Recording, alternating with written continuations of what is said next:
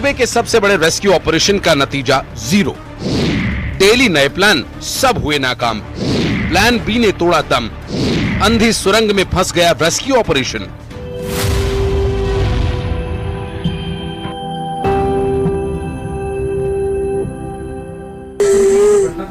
बिल्कुल लापरवाही की जा रही है।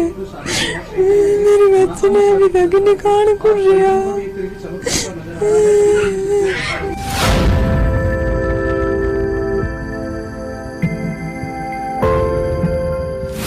भला कौन उस माँ के दर्द का अंदाजा लगा सकता है जिसकी 3 साल की मासूम उसके उम्मीदों के उजाले में रहने के बदले अंधेरी सुरंग में फंसी हो और नन्ही सी जान को निकालने के तमाम दावे मुंह के बल गिरते जा रहे हों।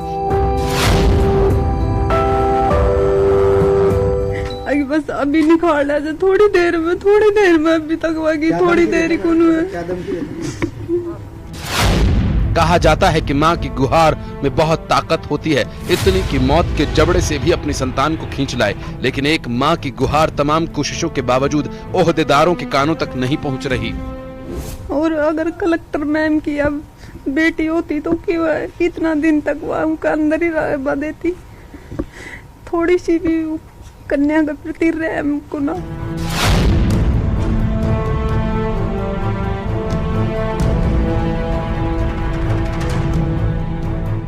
बेशक कोई किसी की किस्मत का दुख अपने माथे नहीं ले सकता, हर एक को अपनी किस्मत के अंधेरे से खुद ही लड़ना पड़ता है। लेकिन मुश्किल वक्त में पीड़ित के साथ खड़ा होकर उसे ढांढस बढ़ाया जा सकता है, दिलासा दी जा सकती है, एहसास तो कराया ही जा सकता है कि दुख की घड़ी में वो अकेला नहीं। लेकिन अफसोस, इस माँ से किसी ने बात तक करने की जहमत नहीं उठाई। लड़की की मम्मी है, लड़की के पापा बाहर है, नहीं तो इसने खाना खाया, नहीं पानी पिया, रो रो के बुरा हाल कर रखी है। कलेक्टर साहिबा बाहर आती है।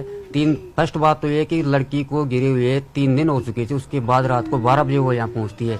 आकर कम से कम उसका पहला फर्ज ये था कि परिवारजनों से मिलके उस बच्ची की माताजी से मिलके उसको सांत्वना देती। आपकी बच्ची को सकुशल हम बाहर निकालने में पूरा योगदान देंगे, नहीं देंगे, जो भी थी उससे बात तो करनी चाहिए थी ना। कलेक्टर साहिबा यहाँ आती है, सुबह आती है आधे घंटे, शाम को आती है आधे घंटे, अपने ऑफिस जाके सोती है। रात को उसको प्रशासनिक अधिकारी ये और बोलते कि बेचारी थक गई, वो सो गई। क्या कर रही है, या जमीन वार रही थी क्या, वो सो गई हो, क्या करती, आके उसके लिए कुर्सी डाल दी जाती है, बैठ जाती है। जब तक वो नहीं आए काम स्टार्ट नहीं होगा। परिवार वालों को ये नहीं पूछा कि आप किस कंडीशन में हो, हम आपकी बच्ची को सकुशल बाहर निकालेंगे या नहीं निकालेंगे।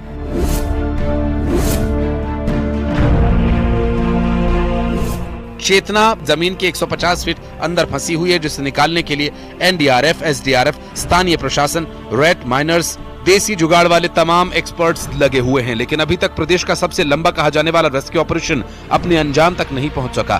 कोटपूतली बहरौड़ जिले के किरतपुरा गांव में पसरा सन्नाटा टूटने का नाम नहीं ले रहा। 23 दिसंबर की दोपहर 2 बजे 3 साल की मासूम चेतना अपनी बड़ी बहन के साथ खेलने के लिए निकली थी। पास में ही उसके पिता बोरवेल से पाइप निकलवा रहे थे। चाय पीना कितना महंगा पड़ सकता है ये उन्होंने कभी सोचा भी नहीं था। जैसे ही वो चाय पीने के लिए अपने घर पहुंचे, पीछे से चेतना बोरवेल में गिर गई। 23 दिसंबर दोपहर 1:50 पर कोटपूतली के किरतपुरा क्षेत्र से बड़ियाली ढाणी में चेतना बोरवेल में गिरी। दोपहर 2 बजे परिजनों ने पुलिस प्रशासन को सूचना दी। शाम 5:15 बजे एसडीआरएफ टीम ने मौके पर पहुंचकर रेस्क्यू ऑपरेशन शुरू किया। शाम 6 बजे एनडीआरएफ की टीम पहुंची। रात 8:45 पर देसी जुगाड़ एक्सपर्ट जगराम एंड टीम पहुंची। तब शुरू हुआ ऑपरेशन। 6 दिन बाद भी किसी अंजाम तक नहीं पहुंचा। डेली नए प्लान बनाए जा रहे हैं, सबके सब नाकाम। 24 दिसंबर शाम तक 4 देसी जुगाड़ फेल हो जाने के बाद आधुनिक मशीनों से खुदाई शुरू की गई। रेस्क्यू में देरी और लापरवाही के आरोपों से घिरे अधिकारियों की बातों से परिवार और ग्रामीणों को भी नाराजगी है। प्रशासन की पूरी लापरवाही चल रही है, कुछ नहीं हो रहा है। खबर है कि मासूम 120 फीट की गहराई में अटकी हुई है। भूखी प्यासी चेतना की कंडीशन को लेकर अधिकारी चुप हैं। परेशानी इसलिए भी बढ़ गई कि मंगलवार सुबह के बाद से बच्ची में कोई हरकत नजर नहीं आई। चेतना के लिए अब चमत्कार की ही आस बची है, इसलिए सैकड़ों लोग रेस्क्यू ऑपरेशन और आसपास की रत जगह पर निगरानी कर रहे हैं। हद तो ये है कि अब जितने भी बोरवेल हादसे हुए अब तक, उनमें सबसे अधिक संसाधनों का इस्तेमाल कोटपूतली बोरवेल हादसे में किया गया, जिसमें 3 JCB machine, 2 piling machines, 2 crane, 10 tractor सहित कई मशीनरीज यहां लगाई जा चुकी हैं। लेकिन एनडीआरएफ ऑपरेशन को अंजाम देने के बाद भी हाथ खाली हैं। रेस्क्यू ऑपरेशन के फेल होने की 5 बड़ी वजह गिनवाई जा रही है, लेकिन उससे ज्यादा आरोप प्रशासन पर लगाए जा रहे हैं। प्रशासन ने फैसला लेने में की देरी। अब तक मिली नाकामी के लिए लोग स्थानीय प्रशासन को जिम्मेदार ठहरा रहे हैं। स्थानीय लोगों का कहना है कि प्रशासन ने निर्णय लेने में देरी की। बच्ची जब सोमवार को बोरवेल में गिरी थी, उसको देसी जुगाड़ जितने भी लगाए गए उससे 20 फुट हुक के जरिए बाहर भी निकाल लिया गया, लेकिन बच्ची वहीं फंसकर रह गई। जमीन के अंदर मौजूद पत्थर की परत, देसी जुगाड़ पर अत्यधिक निर्भरता, संसाधनों की कमी, घटनास्थल पर पहुंचने में भी दिक्कत, सर्दी, बारिश और मौसम खराब। रेस्क्यू ऑपरेशन के चौथे 5वें दिन बारिश और खराब मौसम की वजह से परेशानियों का सामना करना पड़ा। बार बार रेस्क्यू ऑपरेशन को रोकना पड़ा। ऊपर नीचे मिट्टी का अलग अलग जगह से उसका सैंपल लेके देखा गया कि मिट्टी कहाँ का लूज है या टाइट है, तो सभी जगह मतलब एक जैसी मिट्टी है, थोड़ा पथरीली है और काफ़ी मतलब टाइट मिट्टी है।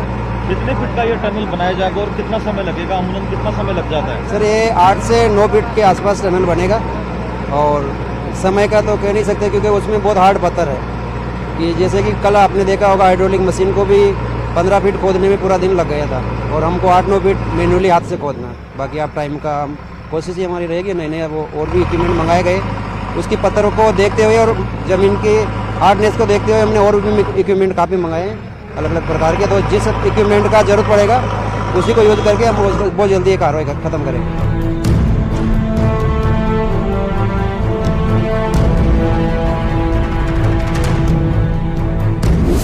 और इधर चेतना के परिजनों का हाल बेहाल हो चला। आशा की कोई किरण नजर नहीं आ रही। चेतना की मां की तबीयत भी बिगड़ चुकी है और वो जैसे तैसे बेटी की आस के लिए दिन काट रही है। हालांकि चेतना सही सलामत निकल आए ये किसी चमत्कार से कम न होगा। न्यूज़ 18 राजस्थान के लिए कोटपुतली से हीरालाल सैन की रिपोर्ट।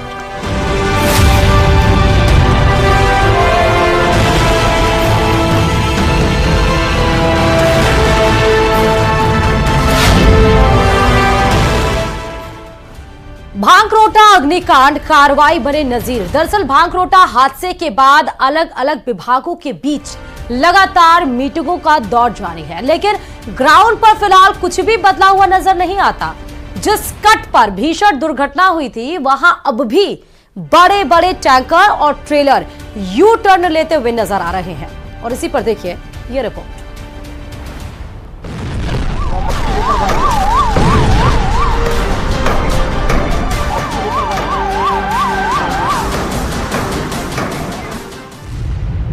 सुन ले जिम्मेदार, गलती होती है सजा की हकदार।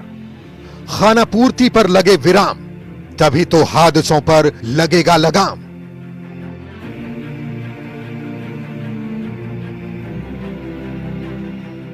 जयपुर अजमेर हाईवे पर खड़ा एलपीजी टैंकर उस भयानक मंजर की याद दिला रहा है जिसके बारे में सोचकर ही जयपुर के बाशिंदे सिहर उठते हैं।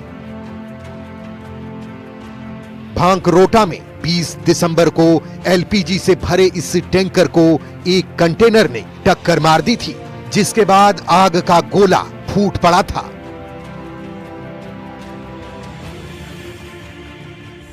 कई लोग जिंदा जल गए थे। अब तक हादसे के शिकार 20 लोगों की मौत हो चुकी है और 8 अभी भी एसएमएस अस्पताल के बर्न वार्ड में भर्ती हैं। हैरानी की बात है कि 8 दिन बीत जाने के बाद भी सड़क के हालात नहीं बदले। हादसे के बाद सड़क से खून के निशान तो मिटा दिए गए, लेकिन जलने से कबाड़ हुए वाहन सड़क किनारे ही खड़े हैं। हालांकि अग्निकांड के बाद प्रशासन ने कई दावे किए थे, लेकिन तस्वीरें जरा भी नहीं सुधरी। मैं हादसे वाली जगह से 100 मीटर अजमेर की तरफ खड़ा हूं और यहां पर जो है आप देख सकते हैं कि किस तरह से जो है ट्रैफिक जयपुर की तरफ जाने वाला जो ट्रैफिक है, मैं कैमरामैन से कहूंगा कि वो पैन करें और आप देख सकते हैं कि किस तरह से ट्रैफिक रेंग रेंग कर चल रहा है और काफ़ी ज़्यादा वक्त जो है यहाँ लग रहा है, क्योंकि वहाँ आगे जिस जगह पर जो है हादसा हुआ था वहाँ पर जो है अभी भी यू टर्न लेना जारी है, वाहनों का यू टर्न लेना जारी है, क्योंकि उन्हें वहाँ जो है रिंग रोड पर चढ़ना है। पिछले तकरीबन 2 साल से जयपुर अजमेर रोड पर 10 एलिवेटेड फ्लाईओवर का काम चल रहा है। यहाँ NHAI की लेट लतीफी तो है ही, जयपुर अजमेर आने जाने वाले वाहन लगातार यहाँ जाम से जूझ रहे हैं, क्योंकि रिंग रोड पर जाने वाले वाहन यहाँ मुड़ रहे होते हैं। रही सही कसर NHAI की लेट लतीफी ने पूरी कर रखी है। सुबह का टाइम जो है वो बड़ा इम्पोर्टेंट होता है। आपको एडमिनिस्ट्रेशन को भी ये चाहिए था कि वहाँ आपको पुलिसमैन या और कोई वहाँ आप पोस्ट करते, तो वो भी नहीं हुआ। तो इसलिए मैं समझता हूँ कि इसमें एडमिनिस्ट्रेशन की और NHAI की और ट्रांसपोर्ट डिपार्टमेंट की, तीनों की ही गलती है और तीनों को ही अटेंशन देना चाहिए। मैं समझता हूँ कि NHAI जो है वो वर्कलोड उनके पास बहुत ज़्यादा हो गया है और वो ओवरलोडेड है। तो NHAI को स्वयं भी एक अपने आप में आत्म निरीक्षण करना चाहिए, सोचना चाहिए कि जो इम्पोर्टेंट रोड्स हैं उस पर हम ज़्यादा एम्फेसिस दें। भांकरोटा अग्निकांड के जांच के लिए बनाई गई 6 सदस्यों की कमेटी ने शुक्रवार को घटनास्थल पर निरीक्षण किया। कमेटी ने घटनास्थल वाले पॉइंट से लेकर दक्षिणी रिंग रोड और बगरू टोल प्लाजा तक निरीक्षण किया। कमेटी सदस्यों ने यू टर्न पर रोड की चौड़ाई बढ़ाने, मौके पर हाई मास्क लाइट लगाने और 24 घंटे पुलिस कर्मियों की तैनाती समेत कई सुझाव दिए। हम ये भी देख रहे हैं कि क्या इस कट का कोई विकल्प हो सकता है। क्या हम ये भी देख रहे हैं कि जो अजमेर रोड से जो गाड़ियां आ रही है, क्या उनके लिए कोई साइनेज होने चाहिए या ब्रेकर्स होने चाहिए, या क्या क्लोवर लीफ ही इसका समाधान है और इसके क्या ऑल्टरनेट होने चाहिए, या ऐसा है कि रोड सेफ्टी के केवल रोड सेफ्टी या सिक्योरिटी के भरोसे ही रह जाए। सदस्यों के साथ जो बात की तो मतलब मोटा मोटी ये बात आ रही है कि उस समय सुबह का टाइम था, थोड़ा अंधेरा था, विजिबिलिटी कम थी और इस कारण से क्या है कि कई बार ऐसा भी होता है कि जो ट्रक ड्राइवर या ट्रेलर जो होते हैं तो ये लॉन्ग ड्राइव करके आते हैं तो नींद में भी होते हैं। तो ऐसे बहुत सारे समीकरण ये बता रहे थे। अभी ज़्यादा मतलब कौन कौन से कारण रहे ये सारे हम बाकी डिटेल में जांच रिपोर्ट में। हालांकि टीम अभी तक किसी ठोस नतीजे पर नहीं पहुंच पाई है, लेकिन 5-6 दिनों के भीतर सरकार को अपनी रिपोर्ट सौंपने की बात कही है। इस बीच लगातार हो रहे सड़क हादसों पर लगाम लगाने के लिए भजनलाल शर्मा सरकार अब एक्शन मोड में आ गई है। गुरुवार को मुख्यमंत्री निवास पर आयोजित हुई बैठक में राजस्थान के मुख्यमंत्री भजनलाल शर्मा ने परिवहन विभाग के अधिकारियों, मंत्रियों सहित तमाम लोगों को निर्देशित किया है कि सड़क सुरक्षा को लेकर के गंभीरता से काम किया जाए और इसे गति दी जाए। ये नहीं कि केवल कागजों में काम किया जाए, बल्कि जमीनी स्तर पर सड़क सुरक्षा सप्ताह को मनाने के साथ साथ ही पूरे साल भर सड़क सुरक्षा को लेकर के कामकाज किया जाए। मुख्यमंत्री का साफ तौर पर निर्देश था कि सड़क पर होने वाली दुर्घटनाओं में कमी लाने के लिए जागरूकता की अभी और जरूरत है। मुख्यमंत्री ने कहा है कि सड़क दुर्घटनाओं पर नियंत्रण और प्रभावितों की बेहतर देखरेख हेतु राज्य में 6AE आधारित रणनीति के तहत कार्रवाई प्रारंभ की जाए। उन्होंने अधिकारियों को निर्देश दिए हैं कि पहले एजुकेशन सड़क सुरक्षा के नियमों के बारे में लोगों को शिक्षित किया जाए। कि 3 प्रकार की गाड़ियों को विशेष रूप से टारगेट किया जाना है। ओवरलोड गाड़ियां, बिना फिटनेस की गाड़ियां और बिना परमिट की गाड़ियां। ये गाड़ियां वो होती है जो रेस ड्राइविंग करती है और एक्सीडेंट का कोज बनती है। तो हम इनको लगातार टारगेट कर रहे हैं, लेकिन हम अब एजुकेशन पार्ट पे भी ज़्यादा काम कर रहे हैं। स्कूल, कॉलेज या अन्य जहाँ पे बच्चे हैं उन सब से कॉन्टेक्ट करेंगे जनवरी के महीने में और एक बड़ा ड्राइव चलाएंगे रोड सेफ्टी का, ताकि लोगों को अवेयर किया जा सके। नियम तोड़ने वालों पर सख्ती से हो कार्रवाई। सुरक्षा व्यवस्था का समय समय पर करें मूल्यांकन। सड़कों पर नहीं हो अवैध रूप से पार्किंग। सड़क सुरक्षा में लगे व्यक्तियों, संस्थाओं का हो सम्मान। जिला स्तरीय समिति की हो सघन मॉनिटरिंग। दरअसल भूभाग के हिसाब से देश के सबसे बड़े राज्य राजस्थान में हर साल रोड एक्सीडेंट की संख्या और इसका शिकार लोगों की तादाद बढ़ रही है। इसके पीछे रोड इंजीनियरिंग और उसकी खामी से उभरे ब्लैक स्पॉट को बड़ा कारण माना जा रहा है। सरकारी आंकड़े बताते हैं कि बीते 1 दशक यानी साल 2014 से 2024 के दरमियान अकेले राजस्थान में 1,11,000 से ज्यादा लोग अकाल मौत का शिकार हो चुके हैं। राजस्थान में प्रतिदिन रोड एक्सीडेंट में मरने वालों की औसत संख्या 33 के करीब है। इसलिए सूबे की सरकार सड़क हादसों पर लगाम लगाने के लिए प्रतिबद्धता जता रही है। Bureau report, news 18 Rajasthan.